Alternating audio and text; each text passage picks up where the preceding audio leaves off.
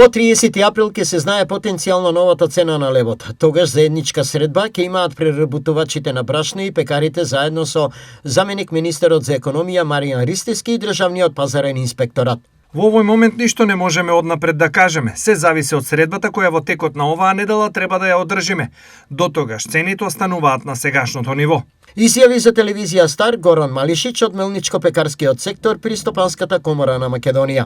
Во моментов цената на основната варијанта на лебот е 35 денари, а последното покачување беше пред околу 1 месец. Тогаш некои пекари цената ја подигнаа за 5 денари, образложувајќи ги новите високи трошоци, пред се транспортот и цената на чинење на работна рака. Дали сегашната цена за граѓаните е прифатлива? Па добра, прифатливо што, не е скап леб. Не. Оти? Па треба да биде поевтино. Колку например? Па да биде како поранешната. 28 динара, 30 динара. А сега тоа не е до мене. Не е до мене. Може да не е прифатлива, но и тоа Леб мора да се јаде. мора да се јаде леб. Каков ќе биде епилогот од спомнатата средба, цената на лебот останува сензитивно прашање за граѓаните, бидејќи е основен животен артикал, но прашање е и колку со оваа цена може да продолжат мелничарите и пекарите.